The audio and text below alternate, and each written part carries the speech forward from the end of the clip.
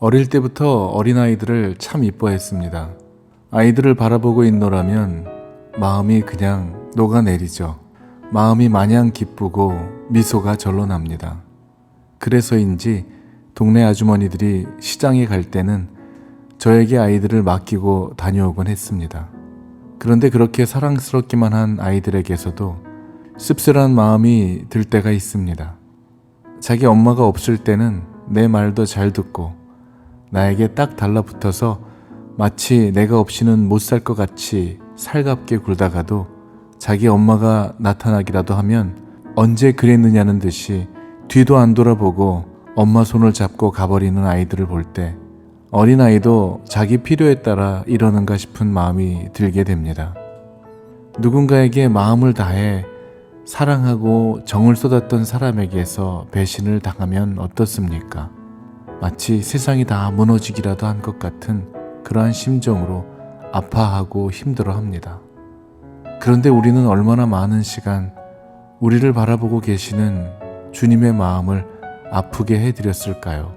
주님의 도움이 필요할 때, 바라고 원하는 것이 있을 때는 마치 무엇이든 다 할 것 같이 하다가도 막상 해결이 되거나 그 문제가 지나가 버리고 나면 언제 그랬냐는 듯이 주님을 외면해 버리는 삶을 살지는 않았는지요.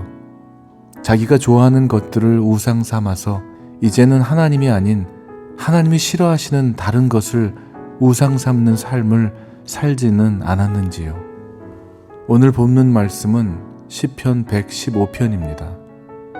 시편 기자는 하나님의 실체와 우상의 실체에 대해 밝히면서 하나님을 섬기는 자에게 주어지는 진정한 복을 받는 자의 삶의 자세를 말씀해주고 있습니다. 하나님이 어떤 분이시고 우상의 실체가 어떤지를 안다면 우리는 더 이상 우상을 섬기지는 않을 것입니다. 그런데 사람은 하나님만 섬기지 않고 다른 것도 놓지 않고 붙들고 있다는데 문제가 있는 것입니다. 하나님 아닌 다른 것을 더 섬기고 그것에게 머리를 조아리고 무릎을 꿇기까지 하는 것이죠. 다른 이방신에게 절하고 그 신상을 내 집안에 모시는 것도 우상이지만 하나님을 삶에서 우선순위에 두지 않고 하나님보다 다른 것을 더 마음에 두는 것도 우상이며 하나님 아닌 다른 것을 쫓아가고 좋아하며 섬기는 모든 것은 다 우상입니다. 그래서 오늘 시편 기자는 하나님보다 더 섬기고 따르는 우상이 과연 어떤 존재인지 그 실체를 분명히 드러내고 있습니다. 5절부터 8절까지는 이렇게 표현합니다. 입이 있어도 말하지 못하며 눈이 있어도 보지 못하며 귀가 있어도 듣지 못하며 코가 있어도 냄새 맡지 못하며 손이 있어도 만지지 못하며 발이 있어도 걷지 못하며 목구멍이 있어도 작은 소리조차 내지 못하는 것이 우상입니다. 그러한 우상들을 만드는 자들과 그것을 의지하는 자들이 다 그와 같을 것이라고 하는 것입니다. 이것이 우상의 실체인 것입니다. 우상은 입이 있으나 말하지 못하고 눈이 있으나 보지 못하는 존재죠. 그러나 하나님은 우리에게 말씀하시는 하나님이시며 우리의 부르짖음을 들으시고 응답하시는 하나님이십니다. 구약시대부터 선지자들을 계속해서 보내주심으로 말씀하셨고 신약시대에는 예수 그리스도를 이 땅에 보내주셔서 진리의 말씀을 선포해 주셨으며 지금은 성령을 통해서 우리 심령을 감동시키시며 살아가는 매 순간순간마다 그리고 성경의 말씀을 통해서 말씀해 주고 계십니다. 인간이 만든 우상에는 아무런 힘도 아무런 능력도 없는 것입니다. 그러나 하나님은 오늘도 저와 여러분들에게 길이 되어 주시고 진리로 불 밝혀 주셔서 우리의 살아갈 길에 인도자가 되어 주시는 하나님이십니다. 오직 하나님만을 섬기며 그 하나님의 인도하심과 복을 받을 자의 삶의 태도에 대해 시편 기자는 확실히 말씀해 주고 있습니다. 첫째로는 여호와 하나님께 영광을 돌리는 자입니다.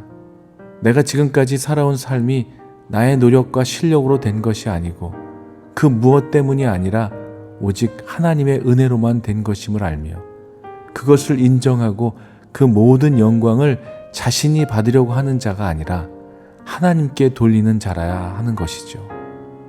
이것이 악에서 이기고 승리하는 자에게서 나타나는 모습입니다. 하나님의 능력을 알고 그분의 인자하심과 진실하심을 알게 되었다면 절대로 교만해질 수가 없는 것입니다. 그리고 두 번째는 여호와를 의지하는 것입니다. 사랑하는 여러분, 귀가 있어도 듣지 못하며 코가 있어도 냄새 맡지 못하며 손이 있어도 만지지 못하며 발이 있어도 걷지 못하며 목구멍이 있어도 작은 소리조차 내지 못하는 그런 우상을 의지해서는 안 될 것입니다. 시편 기자는 계속해서 여호와를 의지하라. 그는 너희의 도움이시요 너희의 방패시로다 라고 3번씩이나 반복해서 강조하고 있습니다. 하나님은 우리의 신음과 부르짖음에 응답하시며 도움이 되어주시고 방패가 되어주시는 하나님이십니다.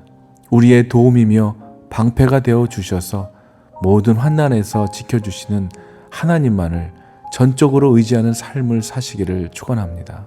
지금 붙잡고 의지하는 분이 하나님이 아니라면 그것은 모두 부질없는 것이며 생명줄이 아니라 썩은 동아리줄인 것이죠. 그리고 마지막으로 3번째는 하나님께서 복을 주시고 번창케 하시는 자는 하나님을 경외하는 자입니다. 하나님이 우리의 최후 승리를 가져다 주시는 분임을 믿고 의지하고 주님을 경외하는 자라면 우리의 적을 두려워할 필요가 없는 것이지요.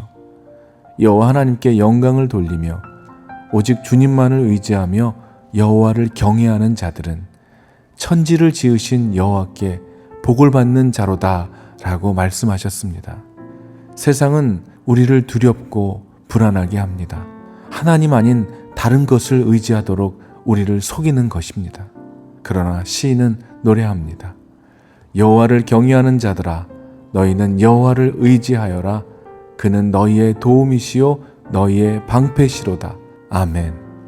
하나님이야말로 진실로 우리의 도움이 되시고 방패가 되십니다.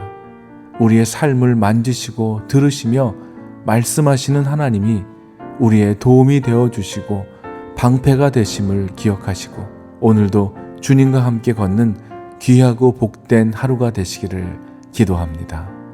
아멘.